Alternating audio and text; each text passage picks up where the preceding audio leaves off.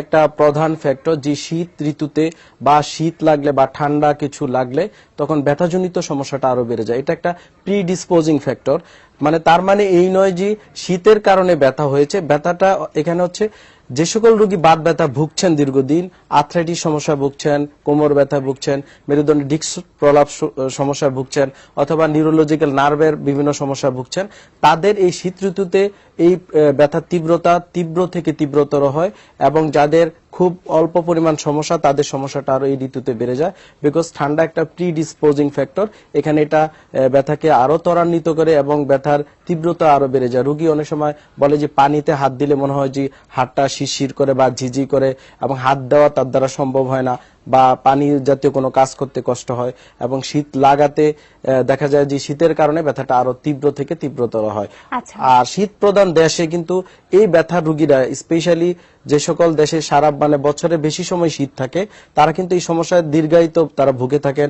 এবং যাদের আর্থ্রাইটিস থাকে বা এই জাতীয় সমস্যা, হাড়জোড়া রোগ থাকে, তারা শীত প্রধান দেশে সারা বছরই ব্যথাজনিত সমস্যা ভুগে থাকে। অনেকেই দেখা যায় যে স্যার বাত ব্যথা অথবা আর্থ্রাইটিস জনিত সমস্যায় ভুগে থাকেন, তো এই ধরনের পেশেন্টের জন্য কি শীতকালে কি আরো বেশি ব্যথাটা বেড়ে যায়? হ্যাঁ, অবশ্যই। আসলে যারা আর্থ্রাইটিস সমস্যা ভুগে থাকেন, তারা তো দীর্ঘদিনে ব্যথা বেদনা থাকে, এবং সেক্ষেত্রে শীত ঋতু যখন আসে, তাদের শীতের শুরুতে এবং প্রচন্ড শীত যখন পড়ে, তখন এই সমস্যাটা দেখা যায় আরো বেড়ে যায়। এখন কিন্তু বাতজনিত রোগীর সংখ্যা অনেক বেড়ে গেছে। আমার প্র্যাকটিসও দেখা যায় যে অনেক রোগী চলে আসছে, তারা হয়তো গরমে ব্যথা নিয়ে কষ্ট করে থাকার চেষ্টা করছে, কিন্তু শীতে এসে আর পারতেছে না, কারণ এখানে এই ব্যথাটাকে আরো ত্বরান্বিত করে, বা আমরা যেটা বলি এটাকে, এই সমস্যাটাকে আরো বাড়িয়ে তুলে শীত।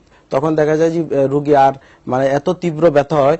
অন্যান্য সময় দেখা যায় চলাফেরা করতে রোগী ব্যথা হয় বা মুভমেন্টে ব্যথা হয়, কিন্তু শীত ঋতুতে দেখা যায় যদি সে শুয়েও থাকে বা বাসা বসেও থাকে, তখন বসা অবস্থাতে কিন্তু তার এই ব্যথার প্রবণতা বা তীব্রতাটা আরো বেড়ে যায়। স্যার, এই ক্ষেত্রে আপনি কি পরামর্শ দিবেন? প্রাথমিক অবস্থা তাদের কি আসলে পরামর্শ গ্রহণ করা উচিত? আসলে পরামর্শ বলতে এখানে শুরুতেই বলবো, আসলে শীত হচ্ছে একটা প্রিডিসপোজিং ফ্যাক্টর, যে শীত ঋতুর কারণে রোগ হচ্ছে না, রোগ কিন্তু ওনার নিজের কারণে হচ্ছে, অথবা অন্য কোনো জেনেটিক্যাল কারণে হচ্ছে। চলাফেরা, কাজকর্ম, এর থেকে কোমর ব্যথা হয় বা ঘাড়ে ব্যথা হয় কম্পিউটারের কারণে, বা আমাদের কাজকর্ম থেকে হতে পারে, অথবা আর্থ্রাইটিস, এটা একটা জেনেটিক্যাল ডিজিজ, অনেক সময় এই সকল রোগ হয়। তো রোগ হওয়ার কারণে শীতে যেহেতু ব্যথা বেড়ে যায়, কিন্তু যদি শীতের শুরুতেই অথবা শীত আসার আগেই যখন যাদের এই সমস্যা হয়, সেটা যে ঋতুতেই হোক না কেন, তখনই যদি রোগীরা প্রপার ওয়ে ডাক্তারের শরণাপন্ন হয়ে রোগ নির্ণয় করে ট্রিটমেন্ট নেয়, তাহলে শীত আসলেও কিন্তু ব্যথাটা ওইভাবে বেড়ে যাবে। রোগী যদি সুস্থ হয়ে যায় আগের থেকে, তাহলে শীত আর তাকে তেমন কোনো প্রভাব ফেলবে না। আর যারা অলরেডি শীতে এখন আক্রান্ত ব্যথায়, তাদের তো অবশ্যই ডাক্তারের শরণাপন্ন হওয়া উচিত এবং প্রপার ওয়ে ট্রিটমেন্ট নেওয়া উচিত। আর পাশাপাশি তাদেরকে অবশ্যই গরম কাপড় চোপড় পরিধান করতে হবে।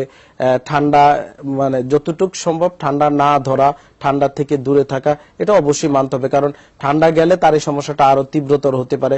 এবং বাহিরে যদি সে বের হয় কোনো কারণে, তাকে অবশ্যই গরম জামা কাপড় পরিধান করে বের হতে হবে। একটা প্রোটেকশন নিয়ে তাকে চলতে হবে, যে ওয়ার্ম যেন থাকা যায়। পাশাপাশি গোসল করার ক্ষেত্রে কুসুম গরম পানি ব্যবহার করতে পারে, সেটা যেভাবে সম্ভব গোসল করার ক্ষেত্রে এটা অনেকাংশে রোগীর হেল্পফুল হবে। আর যাদের এই সমস্যা হয়ে গেছে, তাদের যদি বেশি সমস্যা, অবশ্যই একজন বিশেষজ্ঞ চিকিৎসকের শরণাপন্ন হয়ে যদি সে চিকিৎসা নেয়, আশা করি সে শীত ঋতুতেও ভালো থাকতে পারবে। আমাদের সঙ্গে একজন দর্শক আছেন, ফোন কল নিয়ে আসি। দর্শক, আসসালামু আলাইকুম, কে আছেন আমাদের সাথে? হ্যালো। জি, ওয়ালাইকুম সালাম। আমি মোহাম্মদ হাবিবুর রহমান, আমি ভৈরব থেকে বলছি। দর্শক, আপনার সমস্যা সম্পর্কে আমাদের সংক্ষেপে বলুন। হ্যালো। জি, আমার সমস্যা হচ্ছে, আমি আমার কোমরের সমস্যা 1 বছর যাবত। তো আমি ঢাকা শেখ মুজিব মেডিকেল বিশ্ববিদ্যালয় কলেজে আমি এমআরআই করাই। সেখানে আমার রিপোর্ট আছে ডিস্ক বাল্জ। জি। তো যে কারণে আমার 24 ঘন্টায় ব্যথা করে। ব্যথার মধ্যে গরম পানির সেক দিলে সেটা কিছুটা সাময়িক আরাম হয়, কিন্তু ব্যথা চলে যায় না। 24 ঘন্টায় ব্যথাটা থেকে থাকে। তো আমি জানতে চাচ্ছিলাম, এর চেয়ে বেটার কোনো ডায়াগনোসিস আছে কিনা আমার বিষয়টা ভালো করে জানার জন্য, বা আমার করণীয়টা কি? আমি অনেক ডাক্তার দেখিয়েছি, কিন্তু কোনো ফল পাচ্ছি না। আপনার ব্যথা কি কোমরে থাকে না কোমর থেকে পায়েও যায়? জি না, পায়ে যায় না, কোমর থেকে পেটের দুপাশে, অর্থাৎ আমাদের যে কোকসা বলি আমরা, তুমি পাঁজরের শেষ প্রান্তে ওখানে থাকে। আচ্ছা জি, আমি উত্তর দর্শক দিচ্ছি। আপনাকে অসংখ্য ধন্যবাদ, আমাদের সঙ্গেই থাকুন। এটা একটা একেবারে কমন ডিজিজ বা সমস্যা, যে ডিস্ক বাল্জ মেরুদণ্ডের, এটার কোমর ব্যথার 90% রোগী এই জাতীয় সমস্যা ভুগে থাকে। এটা একটা স্টেজ আছে যেটা হচ্ছে ডিস্ক বাল্জ। আপনি জানেন মেরুদণ্ডের দুই হাড়ের মাঝখানে যে কশেরুকা থাকে বা ভার্টেব্রা বলি আমরা ডাক্তারি ভাষা, সেখানে মাঝখানে ডিস্ক থাকে। এই ডিস্ক গুলা হচ্ছে সেকেন্ডারি কার্টিলেজ, ভিতরে এক প্রকার জেলি টাইপ সাবস্টেন্স থাকে এবং চারপাশে ফাইব্রাস টিস্যু থাকে। এই জেলিগুলো অনেক সময় প্রোট্রিউশন হয়ে ফেটে গিয়ে কর্ড বা নার্ভে কম্প্রেশন করতে পারে। ওনারটা কিন্তু ওটা হয় নাই, ওটা হওয়ার পূর্ব অবস্থা, মানে ডিস্ক বাল্জ হয়ে গিয়েছে, মানে ফুলে গেছে। এখানে জেলি প্রেসার ক্রিয়েট করেছে তার যে ওয়াল সহ সে নার্ভে কিছুটা হয়তো টাচ করেছে, যার কারণে ব্যাক পেন হচ্ছে। উনি কিন্তু বলেছেন যে উনি একজন ডক্টরের শরণাপন্ন হয়েছেন এবং ডায়াগনোসিস ডিস্ক Diagnosis বাল্জ করেছেন। তো দর্শক আপনার যেটা বুঝেই যাচ্ছে, এটার প্রপার ট্রিটমেন্ট হচ্ছে রিহ্যাবিলিটেশন ট্রিটমেন্ট। এখানে ফিজিওথেরাপি অত্যন্ত কার্যকরী ভূমিকা পালন করে, যেটা আমরা বলি ডিকম্প্রেশন থেরাপি। আপনি কোনো হসপিটালাইজড হয়ে যদি ভালো কোনো চিকিৎসকের শরণাপন্ন হয়ে ডিকম্প্রেশন থেরাপি করতে পারেন, আশা করি এই সমস্যাটা সমাধান হয়ে যাবে। স্যার, আমরা কথা বলছিলাম যে শীতকালীন ব্যথাজনিত সমস্যাগুলো কারণ সম্পর্কে। স্যার, আপনি বলছিলেন যে এটা সাধারণত দেখা যায় যে এখন বর্তমানে শিশুদের অথবা বৃদ্ধ বয়সে অনেক বেশি হয় এবং তাদের প্রতিকারের কিছু উপায় আপনিও বললেন। তো এছাড়া মানে এই যে শীতকালে যে শিশুদের অথবা বৃদ্ধদের যে বিভিন্ন ধরনের জয়েন্ট পেইন বা বিভিন্ন ধরনের ব্যথাজনিত যে সমস্যাগুলো হচ্ছে, এগুলো থেকে আসলে প্রতিরোধের উপায় কি হতে পারে? হ্যাঁ, অবশ্যই। আসলে বাচ্চা বলেন আর বয়স্করা বলেন, দুজনের কিন্তু নেচারের দিক দিয়ে দুজন কিন্তু খুব কাছাকাছি। আমরা যারা মধ্যবয়সী মানুষ, এরা কিন্তু কাজকর্ম চলাফেরা করছি, দৌড়াদৌড়ি করছে, সবই করছে। বাচ্চারা কিন্তু বাসায় থাকে, তাদের যদি বাত জাতীয় সমস্যা থাকে শীতে বেড়ে যায়, এবং বয়স্করা তাদের এমনিতে আর্থ্রাইটিস সমস্যা থাকতে পারে, অথবা ডিস্ক প্রলাপস থাকতে পারে, অথবা এই জাতীয় কোনো হাড় জোড়া সমস্যা থাকতে পারে।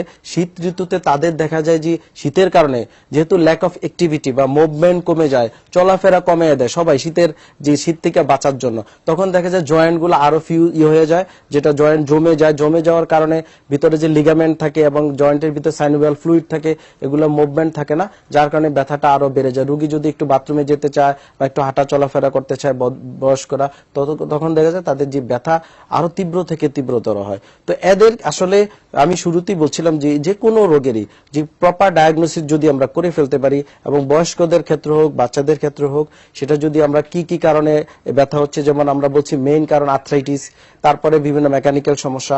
এই বয়স্কদের এখন বয়স হলেই যে এই জাতীয় সমস্যা ভুগবে তা না, বৃদ্ধরা বেশি ভুগে থাকেন। অনেক সময় 80 বছরের বৃদ্ধ কিন্তু খুব সুস্থ থাকতে পারে, আবার ইয়াং লোকও কিন্তু বাত ব্যথা আক্রান্ত হয়ে বিছানায় শুয়ে থাকতে পারে। তো বয়স্ক হলেই যে তাদের ট্রিটমেন্ট হবে না এমন কোনো কথা না। তাদেরকে যদি প্রপার আমরা ফিজিওথেরাপি চিকিৎসা দিতে পারি এবং ফিজিওথেরাপি চিকিৎসকের শরণাপন্ন হয়ে ওনারা মানে প্রপার ডায়াগনোসিস করে যদি ফিজিওথেরাপি দেওয়া যায়, তাহলে বয়স্করা হোক বাচ্চারা হোক এই বাত ব্যথা শীতে অনেকাংশে ভালো থাকবে। স্যার, আমাদের সঙ্গে একজন দর্শক অপেক্ষা করছেন, ফোন কলে ফোন নিয়ে আসি। দর্শক আসসালামু আলাইকুম, কে আছেন আমাদের সাথে? হ্যালো, আসসালামু আলাইকুম। ওয়ালাইকুম আসসালাম। দর্শক, আপনার সমস্যাটি সংক্ষেপে বলুন। মানে আমার আম্মা, তার বয়স 45 বছর, ওনার কোমরের হাড় ক্ষয়ে গেছে, ডাক্তার বলছে। এখন উনি ডাক্তার দেখাইছে, এখন ডাক্তার বলছে যে এটা সমস্যা নাই, ঠিক হয়ে যাবে, ওষুধ। অত্যন্ত দুঃখিত দর্শক, সংযোগটি বিচ্ছিন্ন হয়ে গেছে, আপনি আরেকবার চেষ্টা করুন। হ্যাঁ, ওনার কথাটা কিছুটা বোঝা গিয়েছে, আমি উত্তর দিচ্ছি, তারপরে হয়তো তার সমস্যা না, আসলে তার মায়ের সমস্যা বলছিলেন। হ্যাঁ, মায়ের সমস্যাটা ওনার হয়েছে বয়সজনিত, যেটা আমরা বলি স্পন্ডাইলোসিস বা মেরুদণ্ডের হাড় ক্ষয় রোগ। এটা আসলে ডাক্তারি ভাষা আমরা আর্থ্রাইটিস বলে থাকি। আর্থ্রাইটিস যদি স্পাইন হয় তখন বলা হয় স্পন্ডাইলোসিস।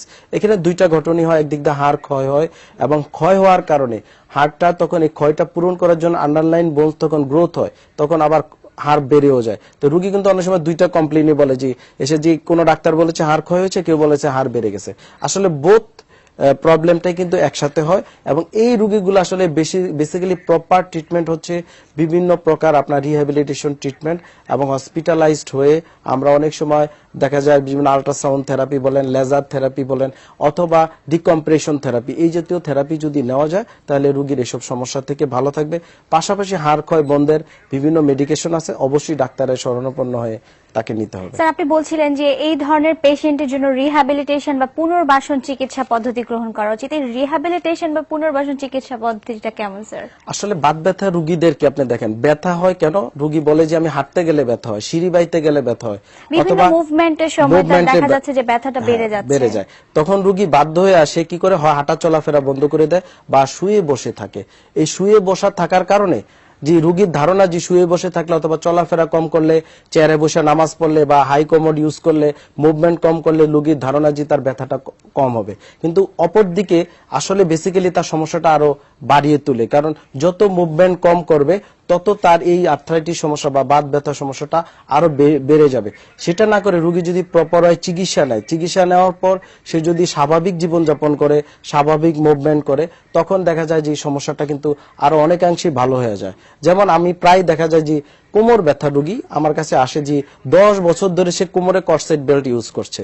দেখেন কত বড় বোকামি করতেছে সে, কারণ দীর্ঘদিন যদি কোমরের এই কর্সেট বেল্ট ইউজ করে তাহলে ব্যাকের যে মাসেল আছে এটা কিন্তু রিসার্চে মানে কনফার্ম যে ব্যাক মাসেলগুলো দেখা যায় যে মাসেলগুলো টোটালি ফিক্সড হয়ে যেতে পারে, ফিক্সড হয়ে যেতে পারে এবং দুর্বল হয়ে যেতে পারে, এবং তখন পার্মানেন্টলি তার আর কোমর ব্যথা কখনো ভালো হবে না। তো এই জিনিসগুলো রোগীদের বুঝতে হবে, আরো বেশি জটিলতা আসতে হয়।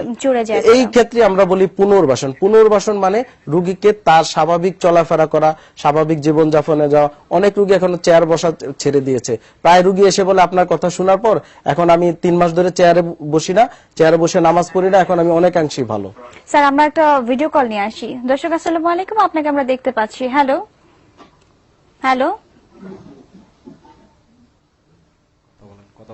দর্শক আপনাকে আমরা দেখতে পাচ্ছি, আপনার সমস্যাটি সংক্ষেপে বলুন। আমি মিরপুর থেকে রাসেল বলছিলাম। আমার কিছুদিন যাবত কোমরে প্রবলেম ছিল, এখন কোমর থেকে কোমরে ব্যথা এখনো আছে অল্প, কিন্তু আমার মেরুদণ্ডের এই বাম সাইডের মেরুদণ্ডে ব্যথা করতেছে আমার প্রচন্ড। এটা ব্যাডমিন্টন খেলতে গেলে দেখা যায় যে ব্যথাটা হয় ম্যাক্সিমাম ক্ষেত্রে। এখন এটা কি কারণে হয় আমি এইটুকু জানতে চাচ্ছি আপনার কাছে। আর আমার আরেকটা প্রবলেম হলো আমি আঙ্গুল এখানে ব্যাটের আঘাত পাইছি এখানে, কিন্তু এই ব্যথাটা আমার যাচ্ছে না। মেডিসিন ইউজ করলাম, আমি এই ব্যথাটা প্রচন্ড মানে ব্যথা এটা ফুলে থাকে মাঝে মধ্যে। দেখা যায় যে এটার জন্য আমি কাজ করতে পারতেছি না, লিখতে পারতেছি না। এইটা নিয়ে আমাকে একটু পরামর্শ দেন। দর্শক আপনাকে অসংখ্য ধন্যবাদ, আমাদের সঙ্গেই থাকুন। স্যার এই প্রশ্নের উত্তর জানবো, আমাদের একটা বিরতির সময় হয়ে গেছে, বিরতি নিয়ে আসি।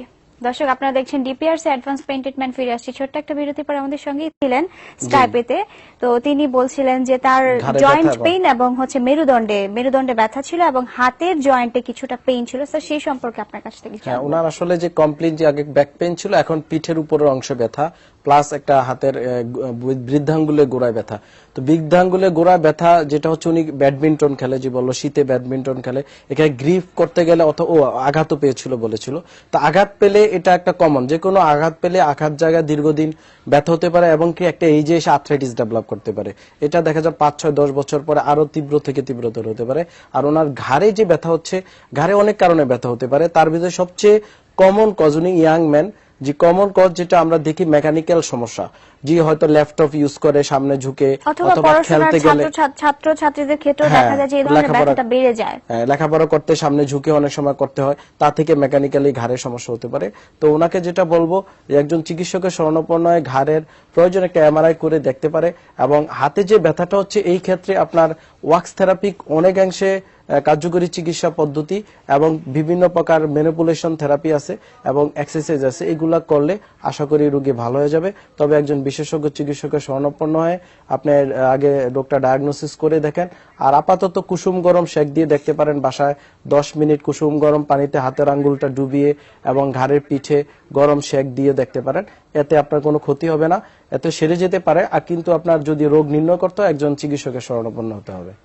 স্যার আমরা কথা বলছিলাম যে পুনর্বাসন, শীতকালীন যে ব্যথাগুলো হচ্ছে, স্যার এটা আপনি বলছিলেন যে পুনর্বাসনের মাধ্যমে এটা প্রতিকার বা প্রতিরোধ সম্ভব। স্যার এই পুনর্বাসনটা কি, সেই সম্পর্কে শুনবো। হ্যাঁ, আসলে আমি বলছিলাম তখন, আসলে যে কোনো ব্যথা রোগী দীর্ঘদিন দেখা যায় বিছানা পড়ে থাকে বা হাঁটতে পারে না।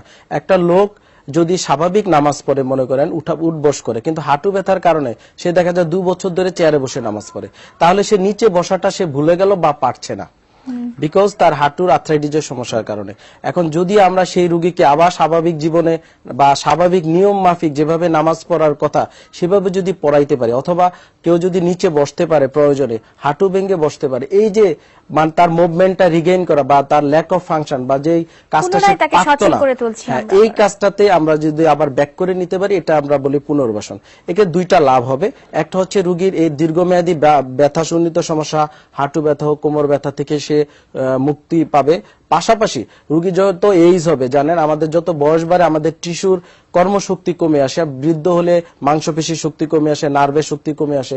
তখন বয়স বাড়ার সাথে সাথে রোগী দেখা যায় যে সে বিছানায় একেবারে পড়ে যাবে না বা আরেকজনের উপর ডিপেন্ডেন্ট হতে হবে না, সে নিজে চলাফেরা করে চলতে পারবে।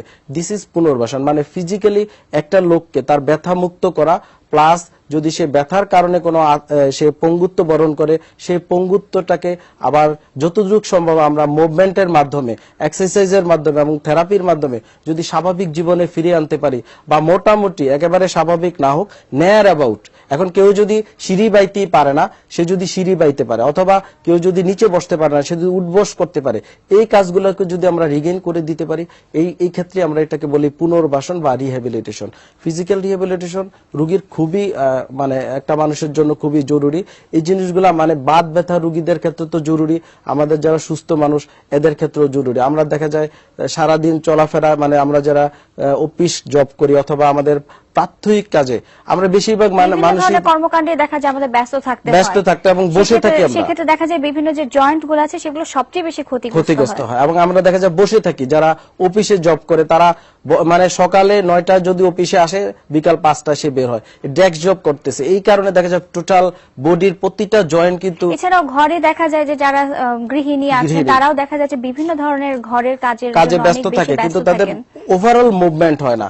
যেমন এই ক্ষেত্রে কিন্তু আমাদের ধর্ম মোতাবেক যদি কেউ 5 ওয়াক্ত নামাজ পড়ে, এটাও কিন্তু একটা মুভমেন্ট হয়ে যায়। যে 5 বেলা যদি সে 5 ওয়াক্ত নামাজ পড়ে, তাহলে তার টোটাল বডির যে একটা রেঞ্জ মোশন বা মুভমেন্ট চলে আসে, এটা সবচেয়ে বেস্ট এক্সারসাইজ। যারা অফিস জব করে তাদের ক্ষেত্রে নামাজ অনেকাংশে উপকারী। আর যারা কোনো কারণে একেবারেই মানে বাত ব্যথা আক্রান্ত, সেই সব রোগীদেরকে আমরা অবশ্যই একজন স্পেশালিস্টের শরণাপন্ন হয়ে কোনো রিহ্যাবিলিটেশন সেন্টার বা এই জাতীয় হাসপাতালের শরণাপন্ন হয়ে যদি আমরা পুনর্বাসন ট্রিটমেন্ট দিতে পারি, তাহলে দেখা যায় রোগী নিজেরটা নিজে চলাফেরা করতে পারে।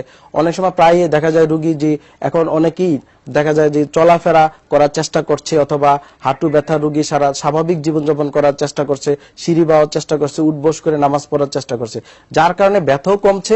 পাশাপাশি রোগীও দেখা যায় যে বলে নিজের উপর একটা কনফিডেন্স চলে আসে যে তার আর ছেলেকে নিয়ে কোথাও যেতে হবে না, বউকে নিয়ে যেতে হবে না, সে নিজেই চলাফেরা করতে পারে, একটা শান্তি পায়। আমাদের অনেক সর্বজন দর্শক অপেক্ষা করছেন ফোন কলে। দর্শক আসসালামু আলাইকুম, কে আছেন আমাদের সাথে? হ্যালো হ্যালো দর্শক, আপনাকে আমরা শুনতে পাচ্ছি, আপনার প্রশ্নটি সংক্ষেপে করুন।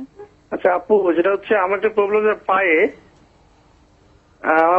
যে ইয়েটা আছে না, গিয়েটা আছে যে এইখানে টান করে তুমি ব্যথা লাগে, মানে অনেক টান করলে ব্যথা পাচ্ছিলাম। আচ্ছা, আপনার বয়স কত হবে? বয়স হচ্ছে 25। জি, আপনার 2 গিরালিতে ব্যথা, মানে অ্যাঙ্কেল জয়েন্টে? এক পায়ে, ডান পায়ের হচ্ছে এই যে গিয়েটা যে এখানে। আচ্ছা জি, দর্শক আপনাকে অসংখ্য ধন্যবাদ, আমাদের সঙ্গেই থাকুন। ওনার বয়স, পায়ের ব্যথা। হ্যাঁ ওনার বয়স কিন্তু বেশি না, ইয়াং ম্যান, 21 বছর, 25 ইয়ার্স। যাই হোক, এই বয়সে আসলে ব্যথাজনিত সমস্যা যেটা হয়, কিছু বাত জাতীয় যেটা বলে আর্থ্রাইটিস সমস্যা বেশিরভাগ হয়ে থাকে সাধারণত, অথবা কোনো কারণে যদি ইনজুরি হয়, খেলতে চলতে ফেরায়, কাজকর্মে কোথাও যদি আঘাত পায়, সাধারণত এই দুইটার কারণে কিন্তু এইসব ব্যথা এই বয়সে হয়ে থাকে। তো এটা আসলে ডায়াগনোসিস করে দেখার বিষয়। যেহেতু ওনার একটা জয়েন্টে প্রবলেম বা মনো আর্থ্রাইটিস হোক অথবা যে কোনো সিঙ্গেল জয়েন্ট পেইন, এটা মনে হচ্ছে কোনো কারণে উনি আঘাত পেয়েছে বা চলাফেরা, জুতা, যে কোনো কারণে এটা হতে পারে। তো দর্শক, এটা আসলে ডায়াগনোসিস করে দেখতে হবে কেন ব্যথা হচ্ছে। অনেক কারণে হতে পারে, আপনার হয়তো জুতার কারণে হতে পারে, বা চলাফেরায় মানে যদি ফল্টি টেকনিক হয় সেক্ষেত্রে হতে পারে। একজন স্পেশালিস্টের শরণাপন্ন হয়ে আপনি আগে রোগ নির্ণয় করুন। আমরা রোগ নির্ণয়ে জোর দিচ্ছি খুব বেশি, কারণ অনেক সময় রোগী জানেও না যে তার বড় আকারের ডিজিজ হয়ে আছে, ব্যথা হচ্ছে, সে কেবল ব্যথার ওষুধ খাচ্ছে বা গরম শেক দিচ্ছে বা ফিজিওথেরাপি দিচ্ছে, তো এক পর্যায়ে সে অনেকাংশে বিপদে পড়ে যায়। তো একজন চিকিৎসকের শরণাপন্ন হয় কেন ব্যথা হচ্ছে, আপনি ডায়াগনোসিস করে দেখেন, তারপরে ট্রিটমেন্ট নিলে আশা করি সেরে যাবে। স্যার আমরা কথা বলছিলাম পুনর্বাসন, আপনি পুনর্বাসন সম্পর্কে বলেন। এছাড়া অনেক সময় দেখা যায় যে বিভিন্ন ব্যথাজনিত কারণে আপনারা রোগীদেরকে বলছেন যে হসপিটালাইজড হওয়ার জন্য, তো এই হসপিটালাইজড কখন হতে হবে সেই সম্পর্কে জানবো।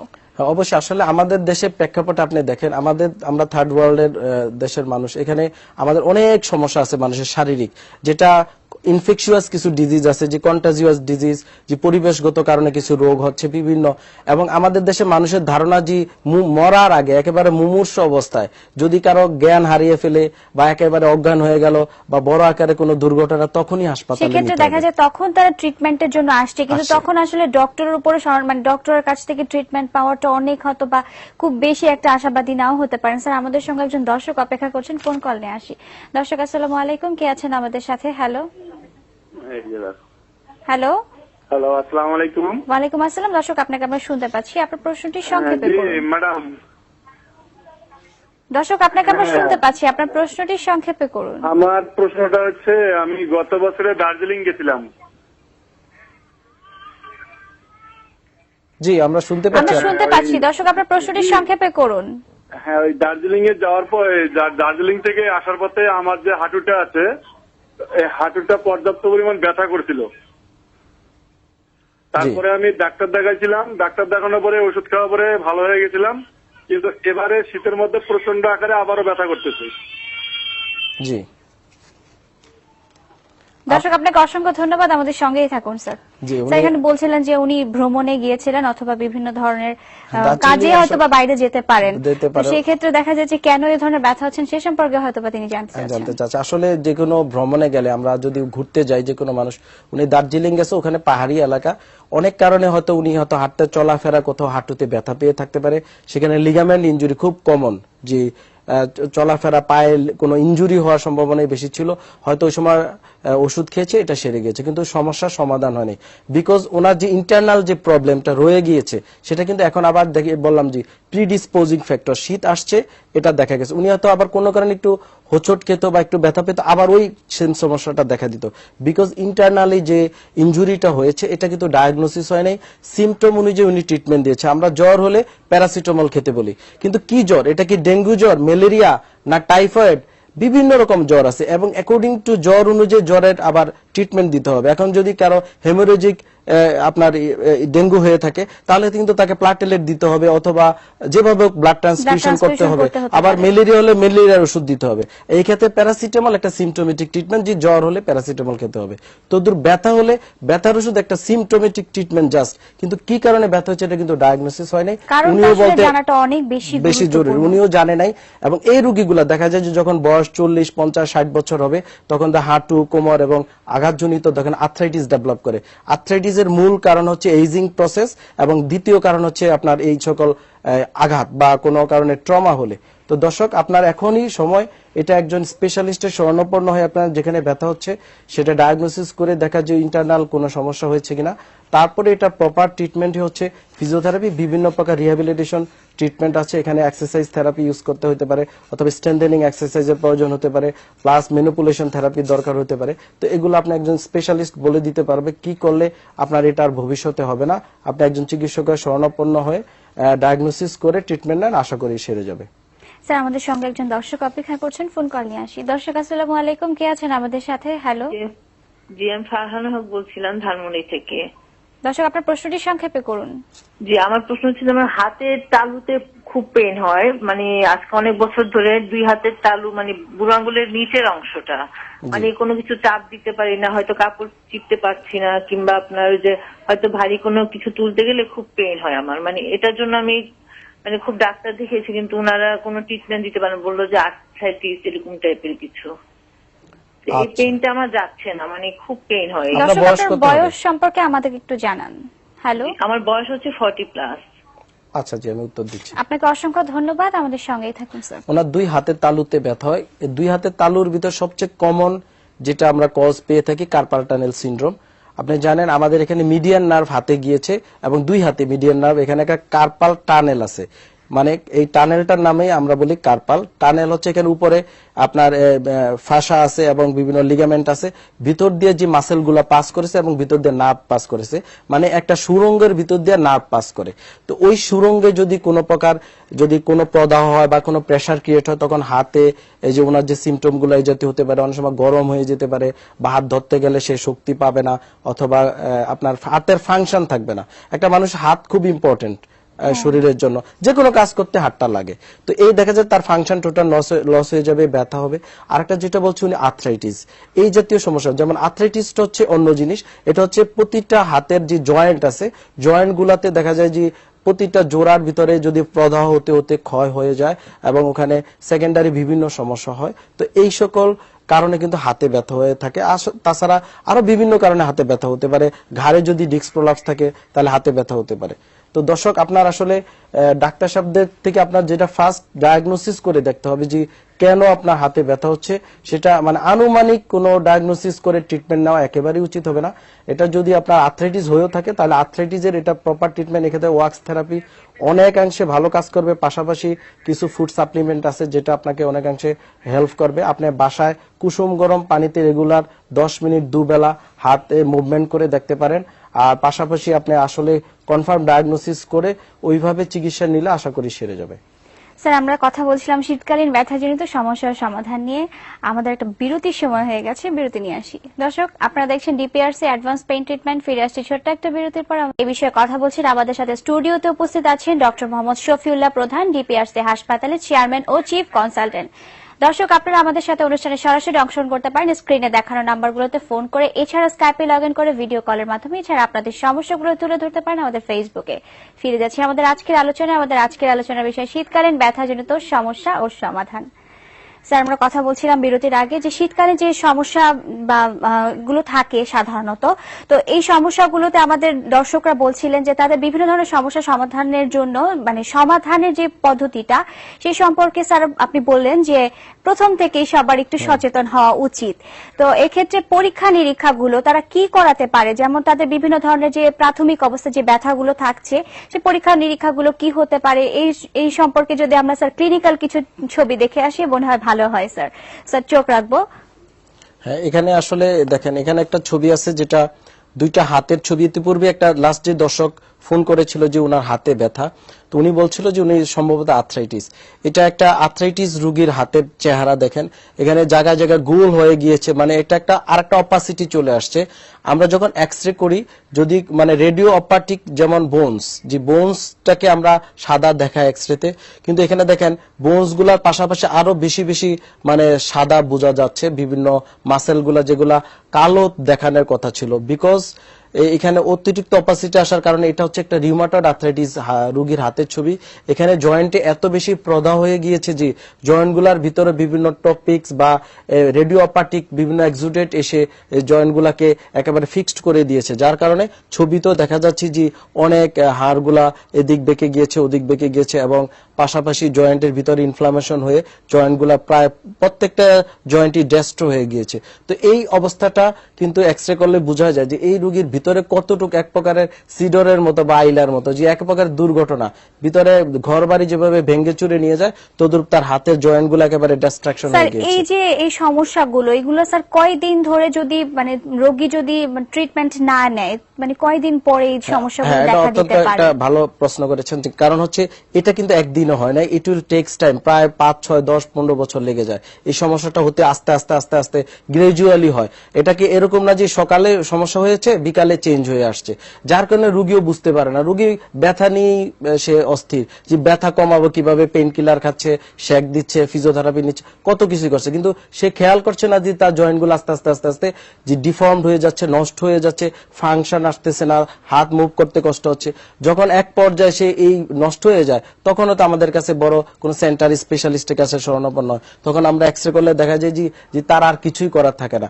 কিছু যদি বোনস কিছু ডিস্ট্রাকশন হয়, তখন আমরা হয়তো পুনর্বাসন ট্রিটমেন্ট দিলে আবার সে হাতের ফাংশনটা ফিরে আসে, কারণ সেই হাত দিয়ে অনেক কাজ করতে হয়, বাথরুম ইউজ করা থেকে শুরু করে দৈনন্দিন সকল কাজ করতে হয়। তখন দেখা যায় যে আমরা আবার ফিজিওথেরাপি যদি দিই, সঠিকভাবে পুনর্বাসন করি, তাহলে আবার হাতের ফাংশনটা ফিরে আসে। কিন্তু যদি একেবারে এরকম ড্যাস্ট হয়ে যায়, তখন এই হাত থেকেও না থাকার মতো অবস্থা হয়। আমরা নেক্সট ছবিটা দেখলে আরেকটা রোগের আইডিয়া করা যাবে। এটা দেখেন, এটা তিনটা ছবি আছে আমার পাশ থেকে ওপাশে।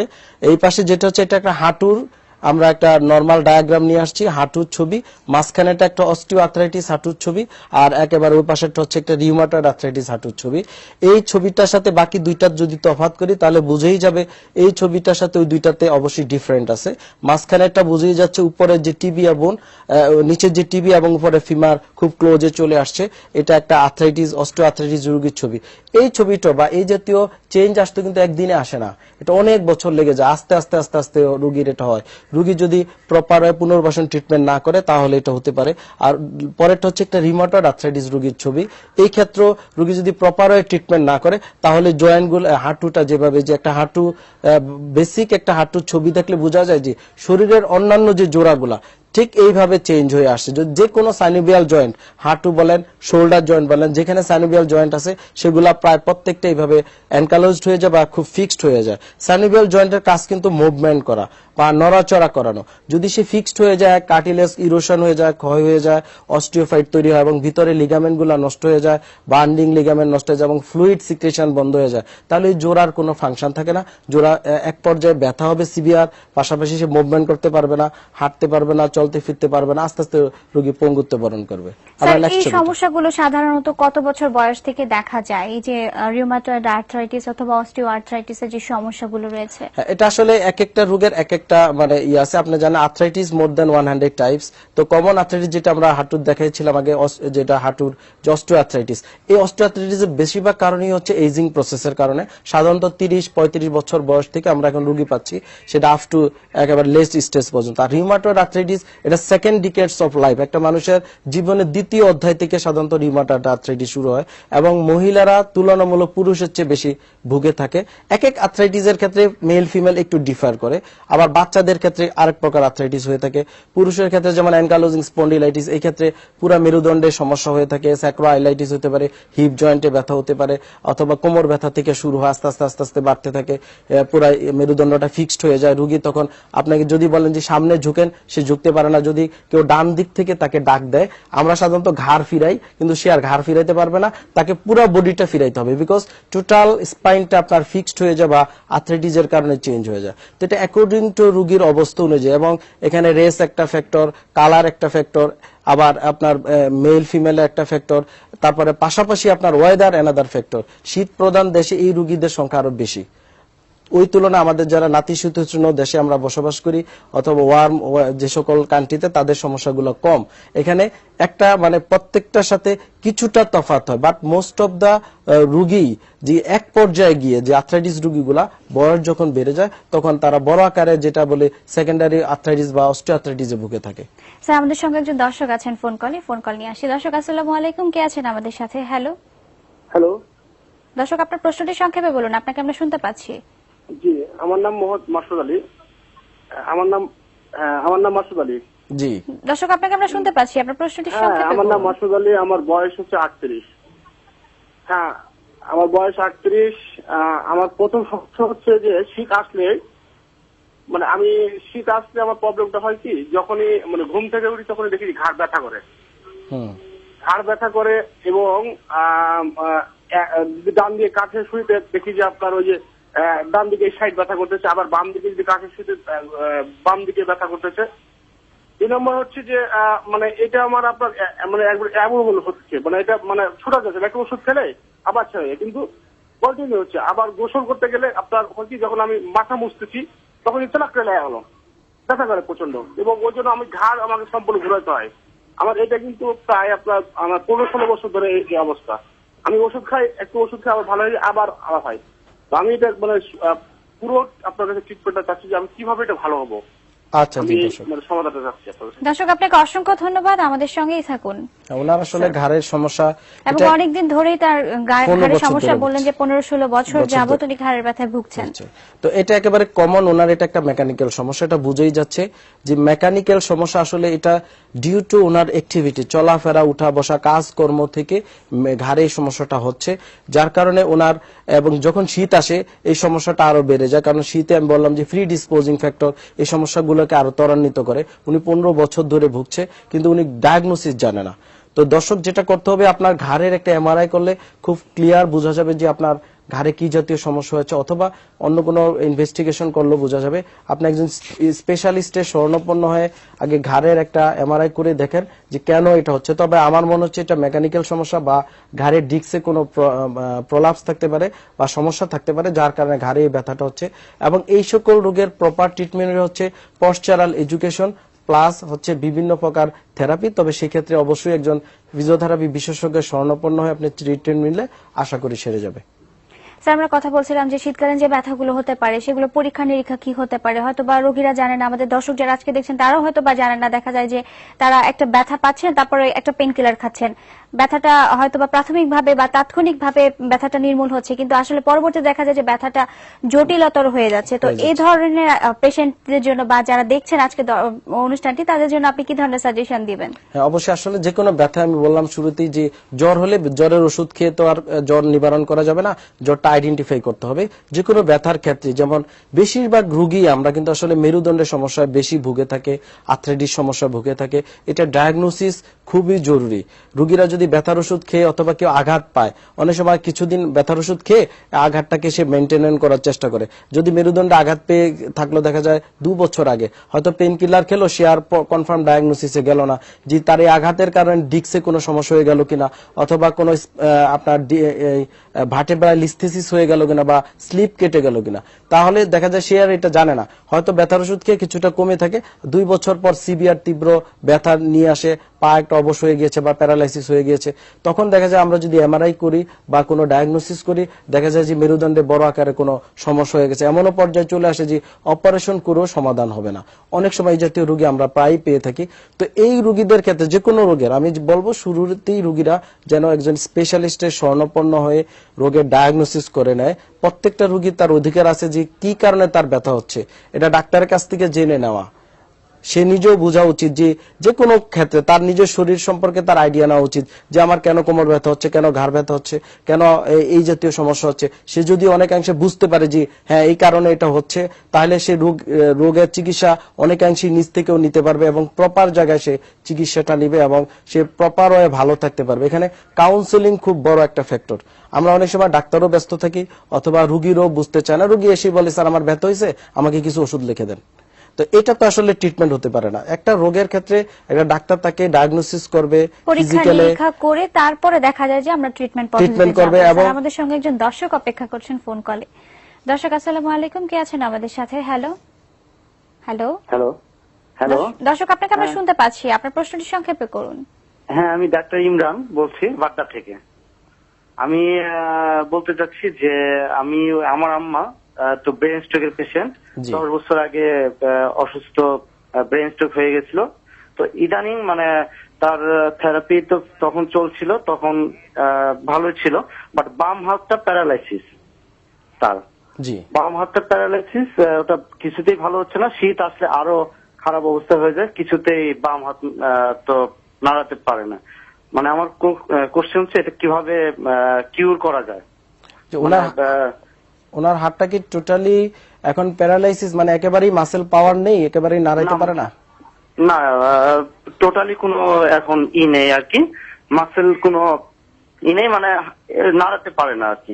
এবং শীত আসলে এটা আরো বেশি আপনার কুচকিয়ে যায় আর কি। বুঝতে পেরেছি। জি ডক্টর ইমরান, আপনাকে অসংখ্য ধন্যবাদ, আমাদের সঙ্গেই থাকুন স্যার। জি অবশ্যই। ওনার দেখেন, ওনার মা 10 বছর আগে স্ট্রোক করেছে, এই জন্য আমরা প্রত্যেকটা রোগীকেই বলি স্ট্রোক করার সাথে সাথে মানে উইদিন স্ট্রোকের আবার একটু তফাৎ আছে, দুইটা স্ট্রোক হয়, একটা হেমোরেজিক একটা ইসকেমিক, যা বোথ স্ট্রোকই এক পাশ অবশ হয়ে যেতে পারে বা যে কোনো হাত পা অবশ হয়ে যেতে পারে।